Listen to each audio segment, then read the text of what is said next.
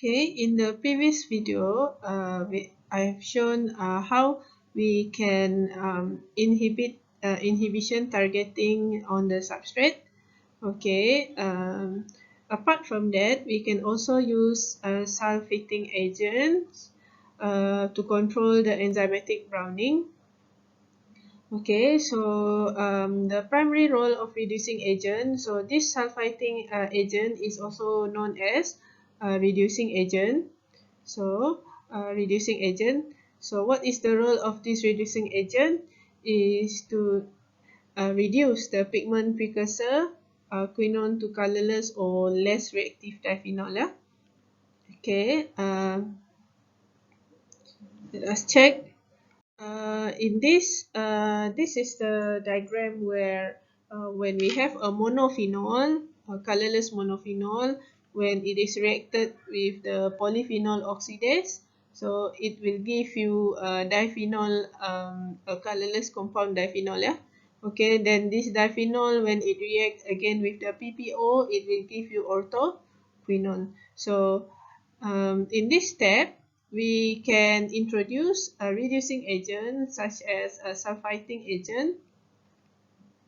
Okay, so that this compound can be reduced. The formation of the diphenol can be reduced so that it won't form so much of this orthoquinone. Yeah? So because this orthoquinone is colored, once it is formed, it will give the coloring to your food products. So we limit the formation of this one so that it won't form this orthoquinone. Okay, so although sulfides are very effective in controlling browning, however, they are subjected to regulatory restriction because of their adverse effect on health. And some have reported that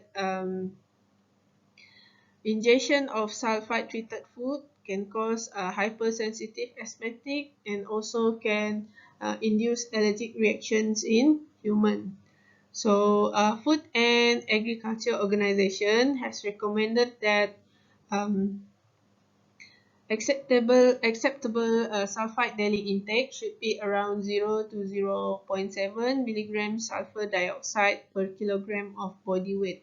Meaning, if you are like 100 kilogram, so you can take up how much? 0.7 milligram times 100. This is the maximum amount. So if you are 50 kilogram, so 0.5 milligram times 50. So this is the maximum concentration of maximum weight of sulfide that you should consume, not more than this. Okay, and FDA also has proposed maximum residual sulfur dioxide level for certain food. For example, for fruit juice, dehydrated potatoes and dry fruit, they are all 300, 500 and 2000 ppm respectively. And shrimp products can also have a residual sulfide level in excess of 100 ppm. So it is considered unsafe. So the limit is less than 100 ppm. Once it is more than 100 ppm, it is considered as unsafe. Okay, apart from a sulfating agent, you can also introduce ascorbic acid. So this one has been discussed in the previous video. So ascorbic acid acts as an oxygen scavenger for the removal of molecular oxygen in PPO reaction. Yeah. So PPO inhibition by ascorbic acid has been attributed to the reduction of enzymatically formed orthoquinone to diphenol.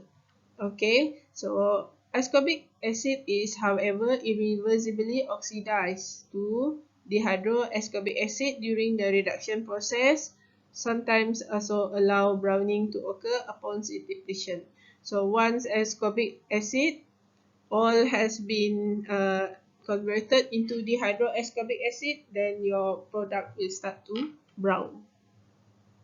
And ascorbic acid is a least stable compound, yeah.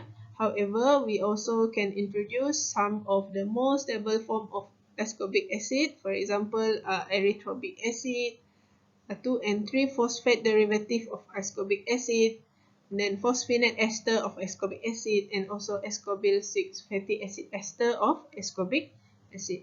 So if you look at your food label, you can also try to look at your food label and try to find if you can find some of these compound, yeah, being incorporated in the food product.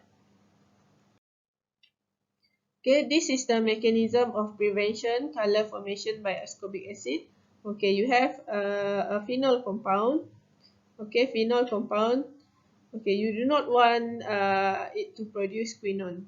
Okay, this is your phenol. Phenol also has OH. Ascorbic acid also has OH. So you have your PPO here. So if there is no ascorbic acid, so this PPO will only react upon your phenol.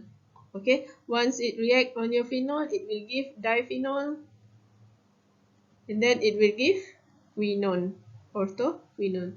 But if you have ascorbic acid, okay, if you have ascorbic acid, this PPO will also attack ascorbic acid. Let's say without the ascorbic acid, the formation of quinone is 100%, for example. But if you introduce ascorbic acid at the same amount of this phenol, for example, so it might result in only 50% of quinone, because this is actually has compete with the phenol to react with the PPO enzyme. So this is why ascorbic acid is added to the food product to minimize the browning, as this PPO will attack the ascorbic acid instead of the phenol. Okay, you introduce a competitor for the phenol in your food products. Okay, that's all on the mechanism of prevention by sulfiting agent and ascorbic acid. So in the next video, we will discuss on the crystallization in food products. Yeah? Okay, thank you for listening.